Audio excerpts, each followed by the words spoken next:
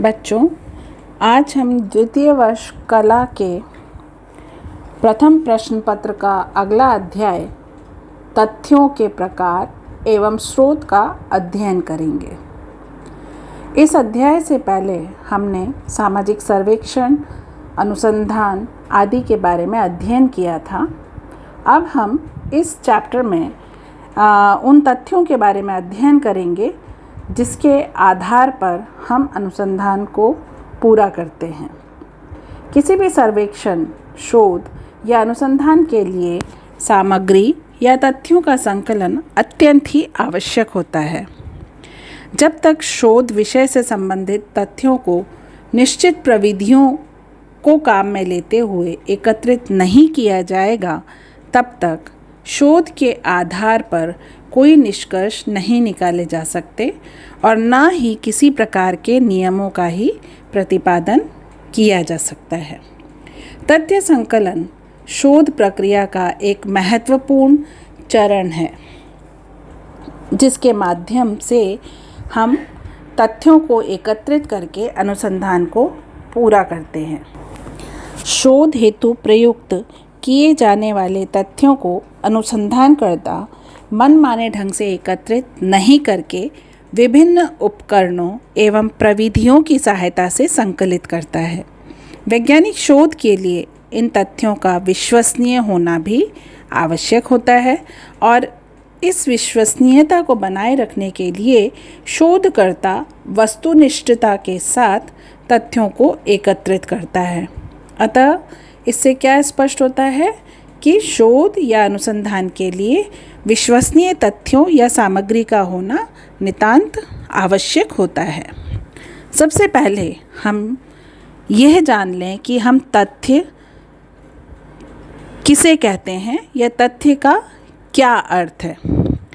तथ्य संकलन के लिए शोधकर्ता में अवलोकन की चेतना का होना आवश्यक है। यद्यपि ये सही है कि तथ्यों के अंतर्गत सूचनादाताओं से विभिन्न प्रविधियों की सहायता से प्राप्त सभी प्रकार की सूचनाएं आती हैं। तथ्यों के अंतर्गत उन बातों का या सूचनाओं को सम्मिलित किया जाता है जो अवलोकन के योग्य हों और जिन्हें लिखित रूप में रखा जा सकता हो। वैज्ञानिक ज्ञान की सीमाओं के विस्तार हेतु शोध प्रयत्नों के आधार पर संकलित की गई साधारण सी लगने वाली छोटी छोटी सूचनाएं भी काफ़ी लाभदायक होती हैं। इन्हीं संकलित सूचनाओं को तथ्य या सामग्री का नाम दिया गया है। ऐसे ही तथ्यों या सामग्री के आधार पर वैज्ञानिक निष्कर्ष निकाले जाते हैं और नियमों का प्रतिपादन एवं सिद्धांतों का निर्माण किया जाता है। इस प्रकार हम ये कह सकते हैं कि तथ्य का तात्पर्य ऐसी सभी सूचनाओं, सामग्री या आंकड़ों से है जो कि क्षेत्रीय आधार या क्षेत्रीय कार्य और द्वितीयक स्रोतों के माध्यम से प्राप्त किए जाते हैं। अगला टॉपिक है तथ्यों के प्रकार। प्रत्येक अध्ययन विषय या समस्या से संबंधित तथ्य काफ़ी विविधतापूर्ण होते हैं। कुछ तथ्य गुणात्मक तो कुछ परिमाणात्मक होते हैं। अध्ययन हेतु तथ्यों का संकलन कई प्रविधियों की सहायता से किया जा सकता है, जैसे अवलोकन विधि, साक्षात्कार, अनुसूची, डाक द्वारा प्रेषित प्रश्नावली आदि के माध्यम से तथ्य एकत्रित किए जा सकते हैं। तथ्यों को हम मुख्य रूप से दो भागों में विभाजित करते हैं, प्राथमिक तथ्य और द्वितीयक तथ्य। प्राथमिक तथ्यों का संकलन प्रथम बार शोधकर्ता या उसके सहायकों द्वारा क्षेत्रीय कार्य के आधार पर किया जाता है। द्वितीयक तथ्यों के अंतर्गत वे तथ्य आते हैं जिनका संकलन किसी अन्य अध्ययनकर्ता, शोधकर्ता, किसी संस्था या संगठन के द्वारा किया गया हो। सबसे पहले अब हम डिटेल में प्राथमिक तथ्य का अध्ययन करेंगे। कि हम प्राथमिक तथ्य को कैसे परिभाषित करते हैं और उसमें क्या क्या विशेषताएं होना आवश्यक होता है।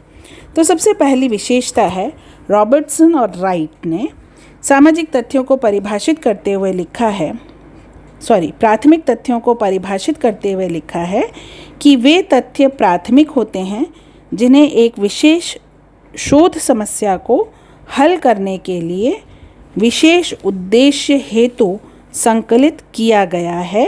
स्पष्ट है कि अनुसंधान या शोध समस्या से संबंधित प्रथम बार एकत्रित आंकड़े, सूचनाएं एवं सामग्री प्राथमिक तथ्य कहलाते हैं। पीवी यंग ने लिखा है, प्राथमिक तथ्य सामग्री का तात्पर्य उन सूचनाओं या आंकड़ों से है जिनको पहली बार संकलित किया गया हो तथा जिनके संकलन का उत्तरदायित्व शोधकर्ता या अन्वेषणकर्ता का अपना होता है। तो प्राथमिक तथ्यों की उपर्युक्त विशेषताओं के कारण प्राथमिक सामग्री को प्रथम स्तरीय सामग्री, क्षेत्रीय सामग्री एवं आधार या मौलिक सामग्री के नाम से पुकारते हैं। इस प्रकार की सामग्री का संकलन शोधकर्ता स्वयं अपने सहायकों की मदद से या तो घटनाओं का सूक्ष्म अवलोकन करके करता है या शोध विषय से संबंधित लोगों में बातचीत करके, साक्षात्कार करके, अनुसूची या डाक द्वारा भेजी गई प्रश्नावली की सहायता से करता है। प्राथमिक सामग्री या तथ्य क्योंकि शोधकर्ता प्रथम बार एकत्रित करता है, इसलिए हम इसे प्राथमिक तथ्य कहते हैं। दूसरा बिंदु है द्वितीयक तथ्य। वे सब सूचनाएं, आंकड़े एवं तथ्य जिन्हें शोधकर्ता अपने अध्ययन हेतु स्वयं संकलित नहीं करता, बल्कि जो पहले से ही प्रकाशित या अप्रकाशित रूप में उपलब्ध हैं, उसे हम द्वितीयक सामग्री या तथ्य कहते हैं। इसमें उदाहरण के लिए हम ले सकते हैं पत्र है, डायरियाँ हैं, आत्मकथाएं हैं, पांडुलिपियाँ हैं, सरकारी प्रतिवेदन, जनगणना रिपोर्ट आदि। इसका तात्पर्य यह है कि द्वितीयक तथ्य पहले से ही उपलब्ध होते हैं जिनका उपयोग कोई भी शोधकर्ता अपने शोध विषय की आवश्यकता के अनुसार करता है। पीवी यंग के अनुसार द्वितीयक तथ्य वह होते हैं जिन्हें मौलिक स्रोतों से एक बार प्राप्त कर लेने के पश्चात काम में लिया गया हो एवं जिनका प्रसारण अधिकारी उस व्यक्ति से भिन्न होता है जिसने प्रथम बार तथ्य संकलन को नियंत्रित किया था। अतः बच्चों, आज के लेक्चर में इतना ही। आगे हम कल अगले वीडियो में तथ्यों के स्रोतों के बारे में अध्ययन करेंगे। धन्यवाद।